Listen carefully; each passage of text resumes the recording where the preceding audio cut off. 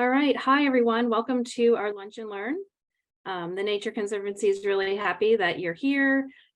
We're doing quarterly Lunch and Learns this year for 2023, and we're wrapping up the quarter here that we're focusing on livestock and nutrient management. We have some really great programs for you planned next quarter where we'll be focusing on edge of field management.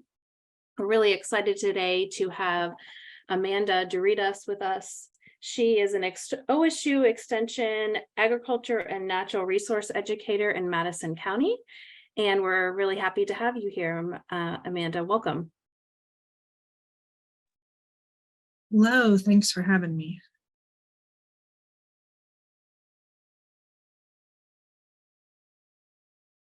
All right. See my screen okay? We can see your screen. It looks great. And I'll be monitoring the chat for those of you on the Zoom today. If you have a question, you're welcome to put it in the chat, or we'll have time for questions afterwards also. All right. Thanks for having me. I'm always happy to talk about manure. And the feedback I got from the Nature Conservancy was to keep it fairly basic. So we'll go over just a little bit on each of these topics. What is manure, nutrient management strategies, how it might flow through the farm. I'll touch on the 590 standards, and then if we have time, on farm research.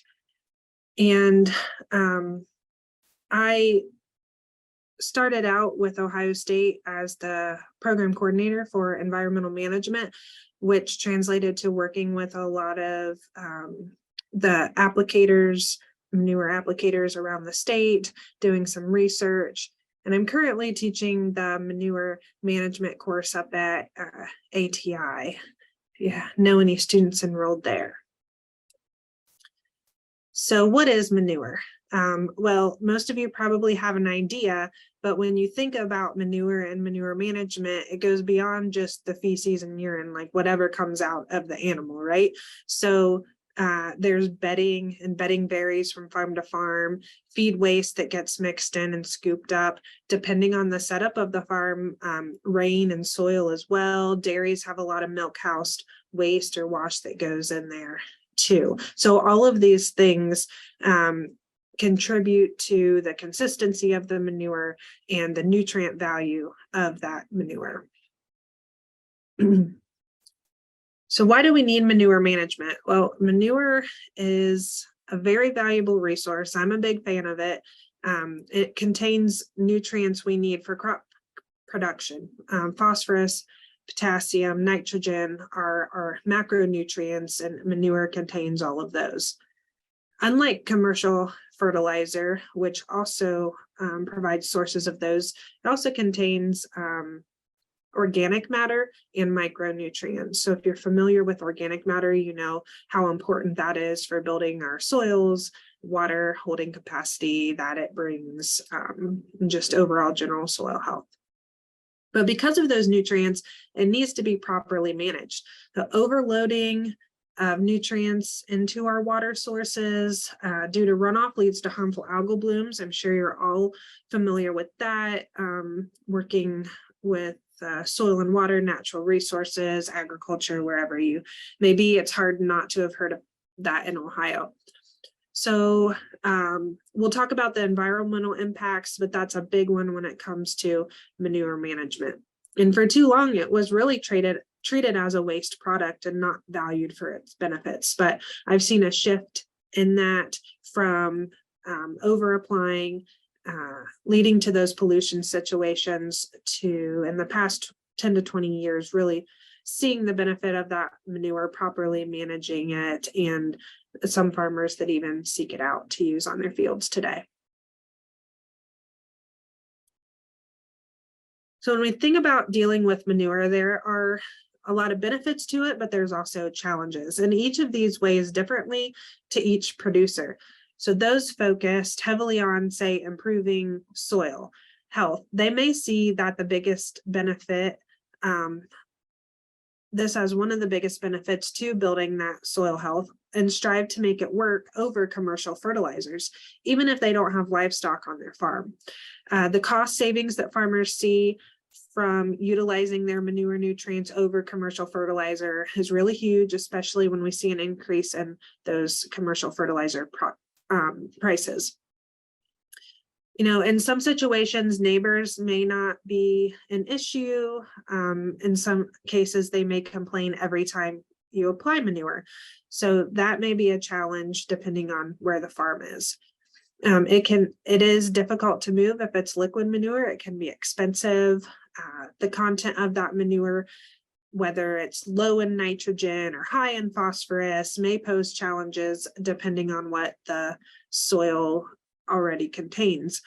So really, wherever you're looking at applying manure, what farm you're dealing with, those benefits and challenges can really vary in importance or need to overcome that challenge from farm to farm.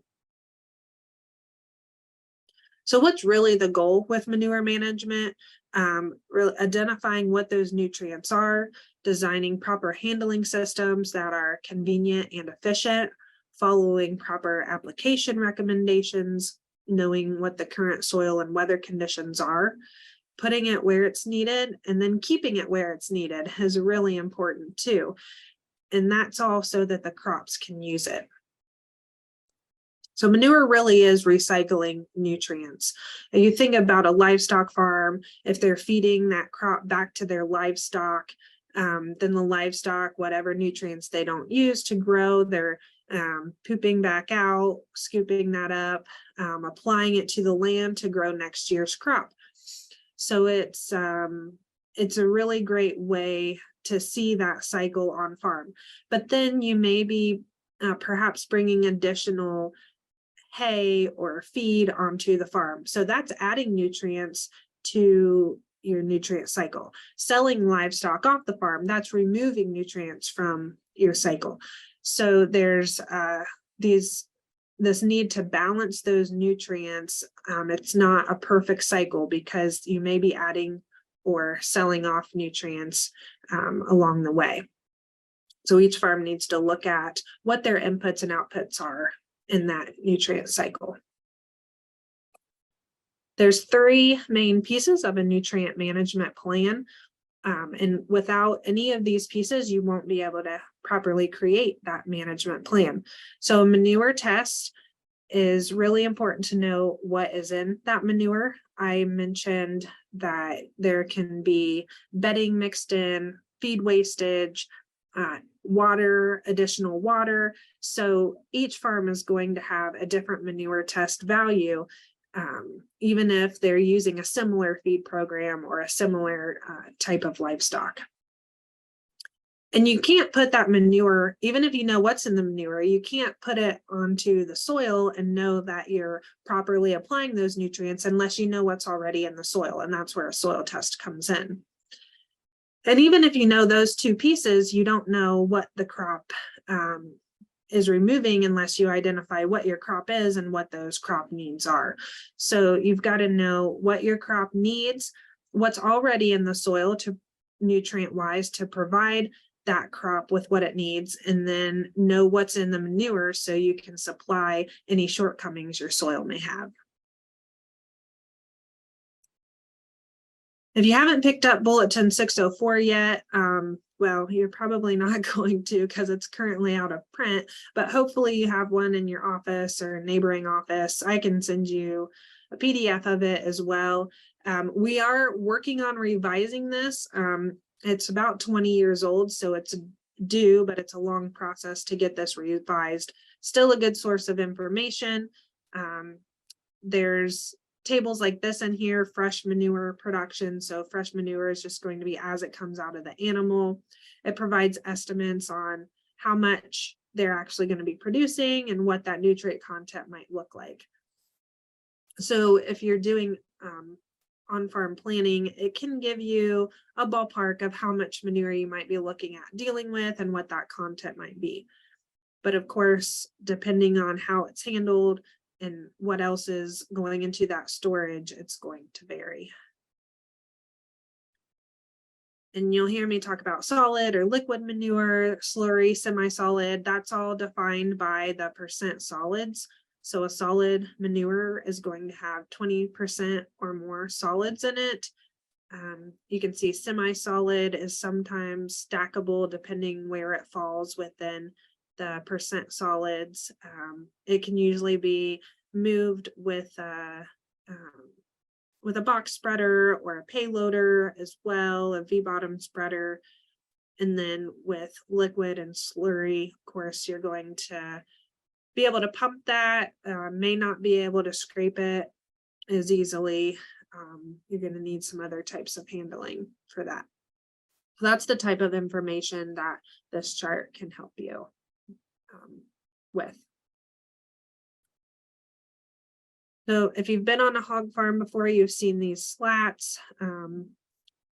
That is one type of way of storing manure. They defecate on the slats, push it down through as they're moving around, and it's collected in the bottom. And hog manure is a great source of nutrients. It does get watered down somewhat with a leakage from waters as the pigs are feeding and things like that. So it's going to be a liquid, but it's going to have more solid content than, say, dairy manure, where they may be using a flush system or putting a lot of wastewater into that storage facility, or it's an uncovered storage facility, so you're getting rainwater, potential runoff from where the animals are housed and things like that.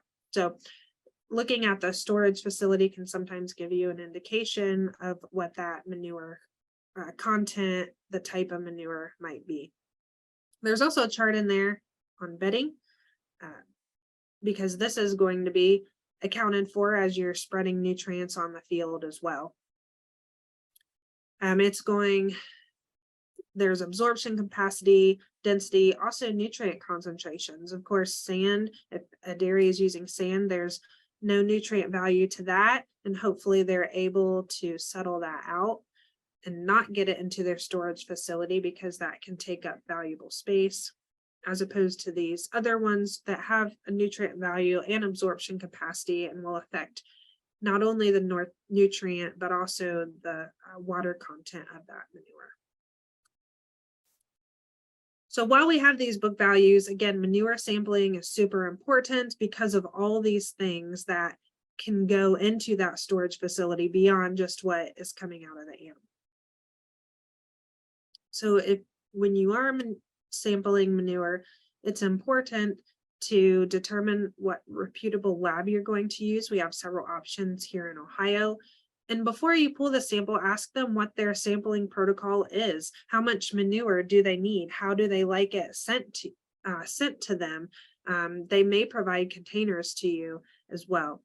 And then label it in a way where when it comes back or in 2 or 3 years, you'll know where that manure came from, when it was sampled, that kind of thing. And then I always like to say, take it or ship it as soon as possible, but not at the end of the week, because nitrogen is volatile. And if it sits in a hot warehouse over the weekend, that nitrogen could volatilize and you won't get an accurate reading for that. If you're not able to get it to the lab right away, you can always freeze it as well. I've done that before when I've pulled samples. So when to sample is a difficult question to answer, because you want to know that nutrient value as you're applying, or before you apply the manure, so you can make your management plan. But you really want that liquid or semi-liquid to be agitated. So you're not going to do a full agitation just to pull a sample, because it takes time and money to do that. Or maybe you have pigs above the floor in the barn and it would be harmful, potentially deadly to their health to do that. So I recommend pulling a pre-sample, perhaps putting a cup on the end of a PVC pipe or something down into the pit or the storage safely. Don't enter the facility. In that case, you don't want to be exposed to those gases, but stir around as much of the solids as you can, and hopefully you'll be able to get a semi-decent sample that's somewhat representative, and you can use that to make your initial application. From there, when you're actually applying the manure, cleaning out your storages, you can sample right off while it's being loaded, or you could put tarps, pans in the field and collect samples as you go. And sample throughout, don't just take one sample. There may be sludge in the bottom that you don't get to till the end. So typically our nitrogen and potassium is more in the liquid portion of the nitrogen, and phosphorus is in the solid part. So if you don't get an even agitation, you're going to have a little bit variation in that application. And then if you don't want to pay for a bunch of samples, you can always mix those together. But I would say at least do, one at the beginning, middle, and the end. And if you pull some samples in between there, you can mix those in to do that composite sample. And then sample for the first 3 years, so you get a consistent baseline. If that looks fairly even, you're getting good results, then you can skip to doing, say, every 3 years. But if you change your feeding program, bedding program, handling, and storage, you're probably going to need to go through that 3-year process again to get a good read on it. If you haven't seen a manure test before, this is what one looks like. I always like to get the get my pointer here, the organic and ammonium portion, because your ammonium is going to be readily available source of nitrogen, and then your organic, only about 1/3 of that's going to be available because it has to be broken down by the microbes, and that takes time. So total in really isn't useful. You really need, and a lot of times this is extra, so it's kind of a bummer, but it's worth it. And then you've got your P and K as well.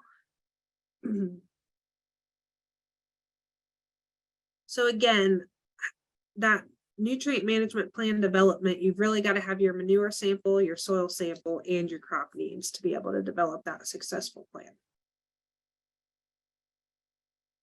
Okay, so we'll move on to transport and application.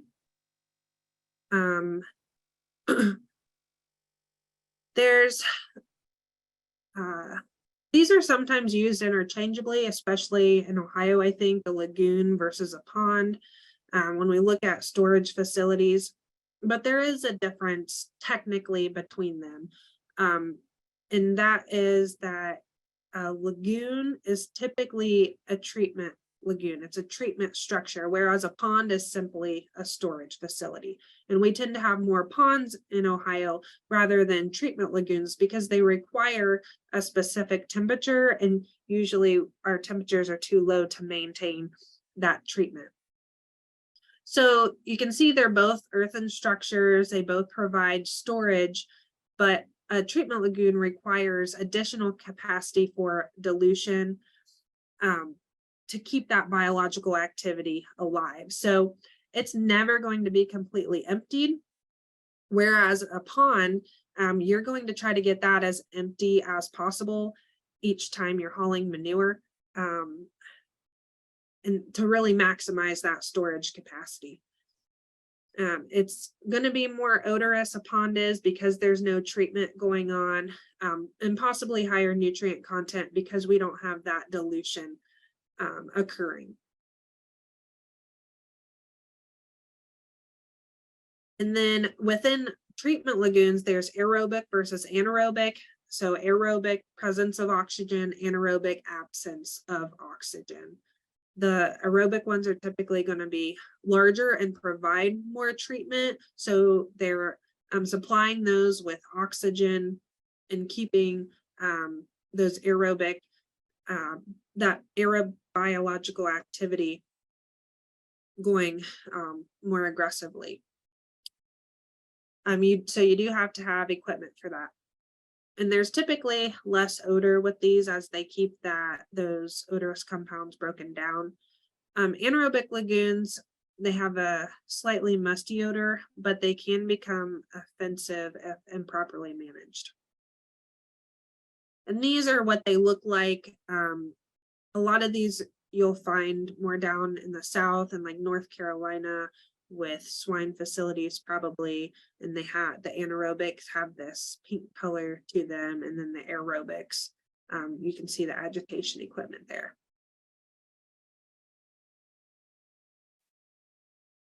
Application, then I like to break it down between surface and injection. So with surface application, you've got a lot of options. Irrigation, if you have low solid content, using a gun, which is basically like a giant sprinkler. You can use an applicator. You can incorporate it after it's been surface applied, and you can put it on a growing crop too. With injection, you're going to be putting that on with a toolbar, either on bare ground or on a growing crop. So if we look at the types of equipment, then irrigation, you're going to have a center or corner pivot. We have a few facilities across Ohio that utilize this. Broadcast application, you're looking at a box or V-bottom spreader with solid or semi-solid, and then tankers for liquid equipment. As I mentioned before, if you're injecting, you're going to have a specialized toolbar on the back of that tanker to do that. A drag hose also offers broadcast or injection, depending on how you have that set up. And that's essentially a hose that goes from the storage facility or a supplemental tank directly onto the field. So you lose the compaction aspect that a heavy tanker might cause, and also continual flow, so you don't have to stop and refill. So this is what a surface application with a tanker might look like. Here's an older piece of injection equipment. I took this picture several years ago. Here's another one. Glenn Arnold, our manure management specialist, has used this for his research before. So you can see the coulters and the shanks that open up the ground, and then the tubes that drop the manure into that. This is another one a farmer has, I think up in Northwest Ohio. A couple years ago, I was up there to see this, and you can see that it's opening up the ground and putting that manure in there. And it's really hard to see that manure. Most of it does get into the ground, and the odor reduction on this was tremendous. It was pretty cool to see that. So then this piece of equipment, hopefully you guys are aware of this, especially if you're in Western or Northwest Ohio, but there's a few of these around that are available to producers to rent or borrow to inject that manure. And this is hooked up to the drag line here. So advantages then with each of these: surface application is going to be your fastest and least cost. Incorporation is adding a piece of tillage equipment to that. So it's going to be pretty fast with the surface applicator, and then you'll have to go back over that with a tillage tool. But it adds the advantage of holding those nutrients because you're getting them protected by the soil rather than leaving them on top and exposed to the elements. In crop really gives you the ability to utilize all those nutrients, especially nitrogen, that is more volatile. So you're putting it when the crop can use it. So reducing your fertilizer bill even further than you might be able to with surface or incorporation. And then injection, reduce your nutrient loss there and reduce your fertilizer bill. But the challenges here for each of them: you're more exposed for runoff, volatilization, and you're visible to the public with surface. These three, of course, are going to take a little bit more time. Incorporation may have a little bit more leaching potential depending on soil conditions. Soil erosion, of course, with working that soil. And these are going to have added cost because you're going to need a specialized piece of equipment for that. To talk about application rates, you really should avoid application on fields over 40 parts per million phosphorus level because there's no agronomic reason to do that. And the higher those P levels are, the more loss we see coming off of those fields and entering our water systems. Matching crop needs. You can look at doing a 1-year application for a 2-year rotation. This works really nicely with some manures, swine manure in particular, that has a good nitrogen value, high P&K. So you make use of that nitrogen in corn, utilize that, and then the P&K are fairly stable in the soil and can use those for soybeans the next year. And then limit your applications. 13,500 is what that limit is. That's a 1/2 inch of water across an acre. So that's quite a bit of moisture. So limiting each application to that, or 5,000 gallons on frozen soil if your area allows you to do so. Okay, stockpiling is also an effective method of temporary storage. So if you have access to manure but can't apply it right away, stockpile it. It really doesn't take up that much space, but you are limited to 8 months. And you have to make sure you observe those setbacks. So there's an NRCS fact sheet available on stockpiling manure if you want the details on that. All right, quickly we'll look at the NRCS nutrient management 590. The definition here, manage rate, source, placement, and timing of plant nutrients and soil amendments while reducing environmental impacts. So it really follows the 4 R's of nutrient stewardship. Right source with manure management, you're pretty locked in on your source. So it makes the other 3 of these really important. But if you need to add commercial fertilizer, say, to up your nitrogen rather than over apply phosphorus, that's something producers should be thinking about to avoid more phosphorus loading in our water systems. Matching that rate at the right time, so applying when the crop needs them, and new technology and research with manure management enables us to do that, and getting them in the right place, observing setbacks to prevent those nutrients from leaving the field. So this is just an example of wording you might see in there. Don't exceed the soil's infiltration rate, apply nutrients, move no deeper than, if that's supposed to be root zone, sorry, I got that cut off.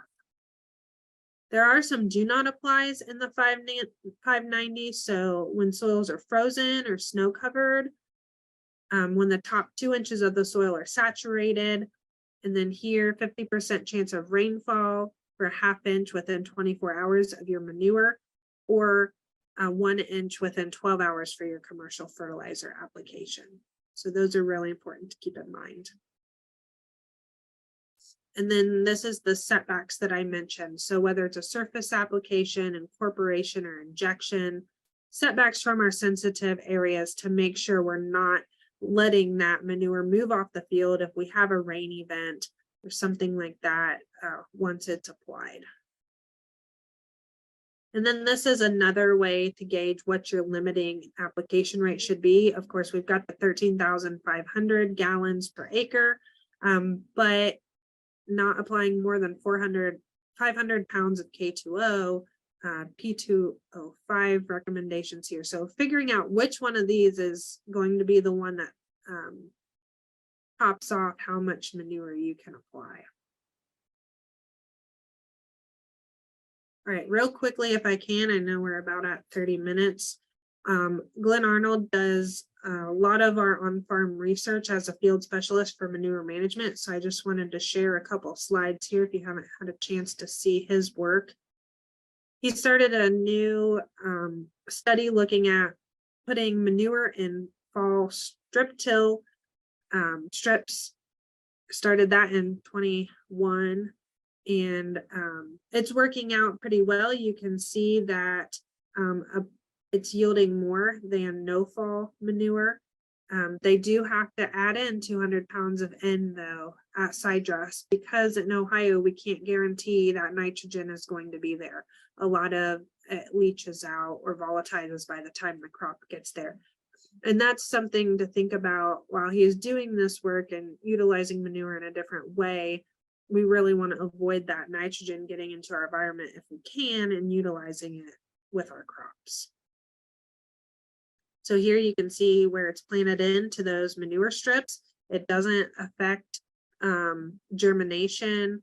The research station doesn't use starter fertilizer, so you can see that manure really gives them the corn a big boost when it's planted into those strips. And like I said, haven't seen emergence impact from putting that a few months ahead of time and then planting the seed directly into it. And you can see the growth stage difference in those strips. And then as H2 Ohio plots, he's comparing incorporated 28%, incorporated swine manure, and surface applied swine manure, and then they're coming back the next day to incorporate that, and then of course a 0 in check.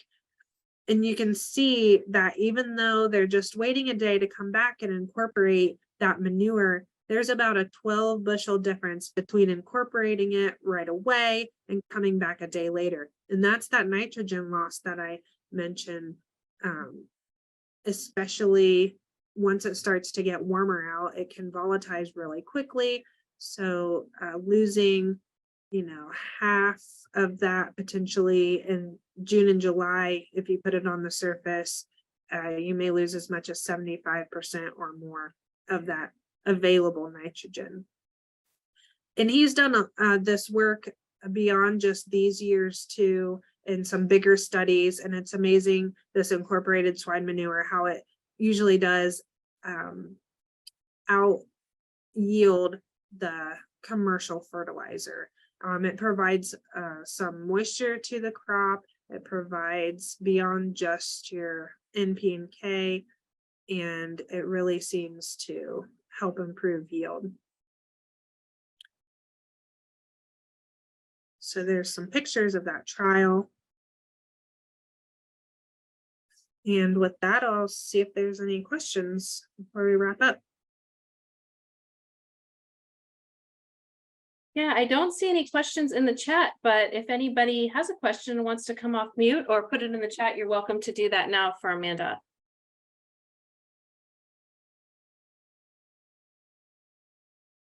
There's a lot of information to take in if you're not familiar with manure, but hopefully it gives you an understanding and some resources you can go back and dive into deeper on your own.